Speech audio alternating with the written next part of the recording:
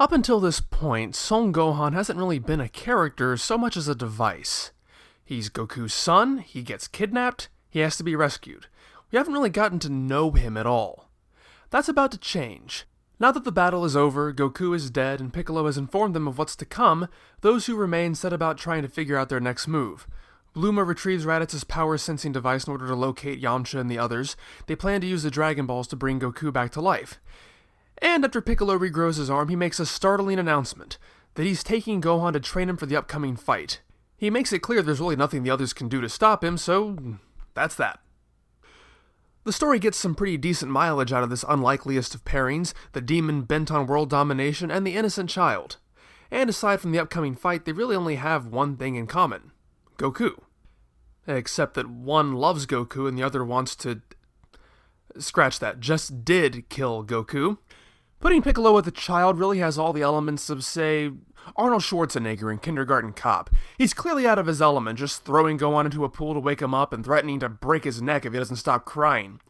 To be honest, it would actually be pretty darn funny and really right up Toriyama's alley for humor if he didn't play it mostly straight. And I think that's actually the smartest idea, because this is a fairly horrifying scenario if you think about it from Gohan's perspective, passed from one kidnapper to another, told extraordinarily bluntly that his dad is dead, and has the fate of the world hoisted onto his shoulders when, as he says, he just wants to be a scholar. Piccolo is clearly lacking in any kind of subtlety or graces here, but that could at least partly be attributed to the urgency of the situation. How to convince Gohan that he actually does have hidden power? Well, Piccolo could explain in great detail how he had destroyed the space pod and wrecked Raditz's armor, but why do that when he can just pick him up by the head and throw him at a mountain? Okay, I guess it's more of a plateau. Once Gohan is convinced that he does wield some destructive force, Piccolo gets down to business. Gohan is far too coddled and pampered and, well, to be of much use, so in classic Dragon Ball fashion, Piccolo plans to get Gohan combat ready by forcing him to do things that have absolutely nothing to do with martial arts. If he can survive in the wild for 6 months by himself, then Piccolo will teach him how to fight. Granted, with all the dinosaurs out there hungry for children, don't you kind of get the impression he's doing things a bit out of order? That knowing how to defend himself might actually help him survive? And I do find it a bit amusing that Gohan is supposed to be getting over being pampered. That the implication is that Goku and Chi-Chi have raised him to be too soft, that their parenting has been all wrong, and now Piccolo has to correct this. But I mean, he's 4 years old! I'm nearly 30, and if you drop me into the wilderness with carnivorous dinosaurs, I'd be dead before Piccolo was even out of earshot. And while Goku himself thrived in the wilderness, it's easy to forget given how similar they look, Goku was 12. It gets even more ridiculous when you remember that Toriyama originally wrote Gohan as 3. He probably only just learned how to use the potty, and now he's being chastised for not being able to tame Jurassic Park. Gohan is having the worst day ever. But I suppose you can't expect too much sympathy from a guy who's had to fend for himself since the day he was hatched. I do think that pairing these two characters together is brilliant, though. Most of the dynamic character growth in this arc is focused on Piccolo and Gohan, and how each of them complements and changes the other. I'll get into more detail about this later as it unfolds. Honestly, it's not terribly overt. This is Dragon Ball after all, but for now there are 2 moments that go in tandem that I've always found particularly fascinating. After Piccolo leaves Gohan on his own, we see that Kami-sama has been watching the events and discusses them with Mr. Popo. In some ways, this scene is to explain a bit of a head-scratching moment from earlier. We'd been told that Raditz had encountered Enma, which should be impossible because he should have been a soul. But also, as has been explained before, those killed by Mazoku don't pass on to the next life in the first place. Raditz, however, did, which shows that Piccolo's demonic nature has lessened, if not altogether disappeared. Funnily enough, while they talk about this in the context of Raditz, they don't mention the much more important implication. Goku passed on. Remember that Piccolo killed Goku too, and that the linchpin of this preparation for the Saiyans is Goku spending the next year in the afterlife, a place he normally wouldn't have been able to access if Piccolo had killed him. Forget Piccolo's, pardon the pun, inner demons, it sure is lucky for everyone that Piccolo forgot to renew his Demon Clansman membership card or Goku would never get to meet this Kaio. But anyway, I'm getting off point. Popo agrees that Piccolo seems less brutally evil and that taking Gohan under his wing is a clear sign of that. God also reveals that he knows he will die within a year. He doesn't know if that's because his lifespan will end or because Piccolo will be killed by the Saiyans, but he does say that because of their link, Piccolo will be aware of this too. Because of that, he speculates that Piccolo might be desperate to leave some kind of legacy behind, even if it's through Goku's son. After all, if Piccolo's just going to die, what does he care if some aliens take over Earth? Granted, we'll also see a bit later that Piccolo takes some sadistic pleasure in the idea of twisting his arch-nemesis' son into his own image, but it's a pretty intriguing glimpse at Piccolo, how he's changing, and how such changes actually manifest themselves. As for the other moment, just prior to the scene with God, right before Piccolo takes off, Gohan begs Piccolo not to leave him, crying that it's not fair, and Piccolo says something particularly fascinating. He tells Gohan that if he's going to blame anything, blame his fate, just as Piccolo does. That might very well be the deepest, most subtle insight into a character the entire franchise has ever had, and this is not a franchise known for being either deep or subtle. It might actually be my favorite exchange in the entire franchise. I have no idea what Toriyama was thinking when he wrote it. Maybe he left it so open-ended so that fans could interpret what they wanted and not force him to actually think about what it means. But it has so many implications for this character. Maybe it simply refers to what Kami-sama would talk about in the next scene. Piccolo knows he's going to die and is cursing his inability to prevent that, which in and of itself is a pretty brilliant and unsettling idea. But I can't help but extrapolate this, so that not only does it perfectly encapsulate his and Gohan's relationship, it actually sums up Ma Jr.'s entire life. Piccolo has no personal connection to Gohan at this point. We will see him be a caregiver, we will see him make Gohan stronger, but that's not because he cares about Gohan, it's because he needs Gohan. He has a task for him to accomplish, perhaps something he won't be able to see to the end himself. And isn't that why Piccolo himself was created in the first place? Because his father or previous incarnation, or whatever you want to call him, was about to die and needed someone to avenge him? He doesn't live for himself, he lives to achieve someone else's goal. Up until this point, Piccolo has only ever existed for one purpose, to kill Goku. He tried it once, he failed. And then he just went away for 5 years, not bothering anybody. And by the time we see him again, he's already become less demonic. So maybe that's why he wasn't more proactive in the meantime. Maybe he was already starting to question his own purpose. By killing Son Goku, he's achieved what he was fated to do. But immediately after he's accomplished that, he's training Goku's son and anxiously waiting for Goku to come back to life. And now that he's finally fulfilled his purpose and might actually be able to live for himself, none of it matters, because he's just going to die anyway. Nothing in his life has made him feel like he has any control, any direction over anything, except perhaps raising this child. So I can definitely imagine that this is a person who regularly curses his own fate. Well, at any rate, with Piccolo waxing philosophical, he's not around to notice Gohan immediately being attacked by a dinosaur. But once again, Gohan's hidden powers manifest and allow him to leap to the top of a rocky thing. Only problem is, now he's stuck up there, and eventually Piccolo does show up to watch him flounder about helplessly. But then, wouldn't you know it, Gohan sees the full moon for the first time in his life. He transforms and goes crazy. Piccolo remembers what Raditz had exposited and realizes he has to destroy the moon. So he does. So, once again, Dragon Ball no longer has a moon. In fact, this is the first time we've seen the moon since it was established it's back. It does make me think that the scene with Goku was written just to set it up for this scene, but that's just my guess. Also, I wonder if Piccolo is aware that this is a moon that God made. If so, I can imagine he'd be pretty happy knowing he screwed up all of God's hard work. Speaking of which, let's go back to that God scene for a moment, because this is an idea I never see tossed around anywhere, and it's certainly nothing I've seen officially stated anywhere. It seems to be implied that God knows he will die because he is a god, as in, the ability to see one's own death is a godly power. You could assume it's an alien power, and this is another hint at that, but if that's the case, why does it seem to imply that God is the inception of the idea and Piccolo only knows about it because of their link? So for the moment, I'm going to assume it's a godly power. But let's think about this from an in-universe perspective for a moment. Why would gods have this ability? What purpose would it serve? Well, I can only think of one. Because gods give up their position when they die, they have to choose a replacement. We know this because that's how Kami-sama says he got the job in the first place, so it seems logical to me that gods know when they're going to die, so they'll have time to choose a replacement and not leave their world unprotected. That's the only reason I can think of why he would be able to know that in advance.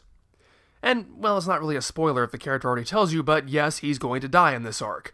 And no, he does not choose a successor before that. Yes, you could argue he's going to be pretty busy with the training he's going to lead in the coming year, but I can definitely see how this would be a point in favor of the camp that says God is absolutely useless in this series. Anyway, Piccolo decides to remove Gohan's tail for good measure and creates Gohan a new outfit and sword, establishing for the first time that Piccolo, like God, can just do that. But you'd think giving him a sword would have been useful the first time you left Gohan alone. But, children don't come with an instruction manual. Parenting is all trial and error. And sometimes you just forget the obvious things, like remembering to give a deadly weapon to a child before you abandon him in the wilderness. Experience is the greatest teacher, after all. But the nice thing is that the dogi Piccolo gives him resembles Goku's, but has the Ma kanji on it. Piccolo's nicely detail-oriented. And now that Gohan is no longer trapped on a thing, it's time for him to really figure out how to live on his own. The next morning, we're reintroduced to Chichi and the Ox Demon King, the latter of whom we haven't seen since the first arc of the series, and he's certainly been given an extreme makeover. It's actually one of the funnier changes in the series. Rather than looking like the world's most garish cosplayer, he now looks like an oversized grandpa with a button-down and slacks and glasses with a cigarette hanging out of his mouth. The only reference to his past is his teeny-tiny horned hat. The whole thing is just such a hilarious juxtaposition.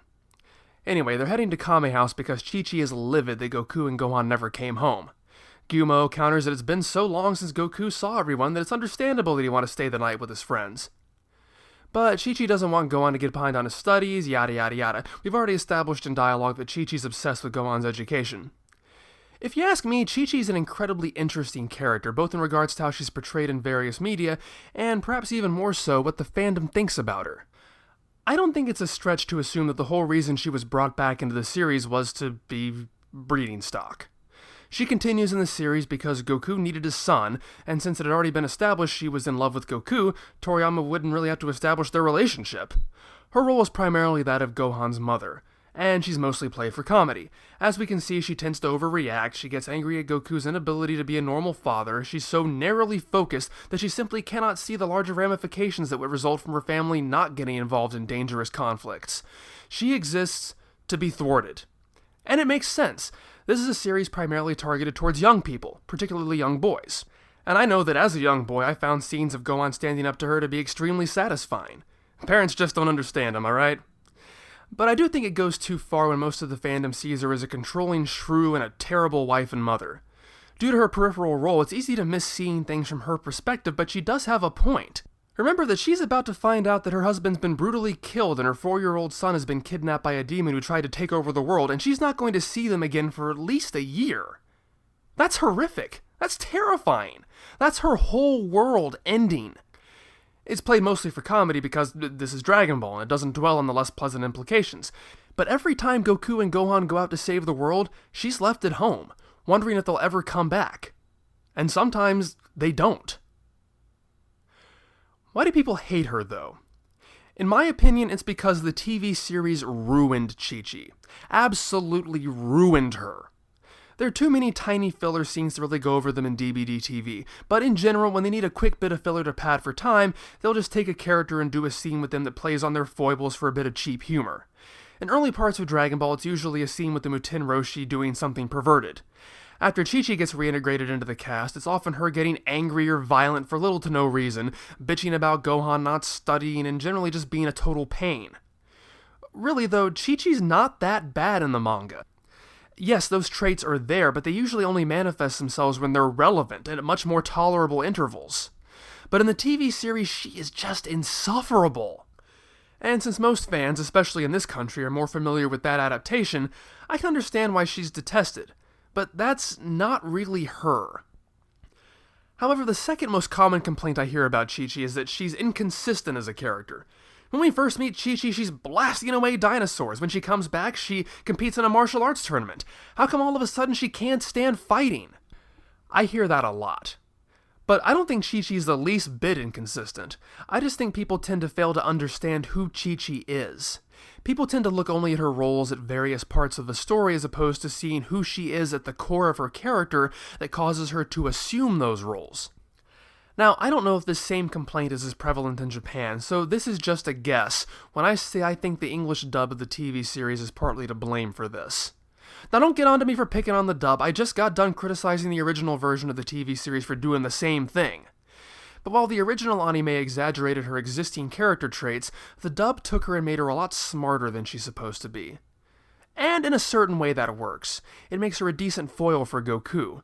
He's unsophisticated and silly, she's smart and refined, I get it.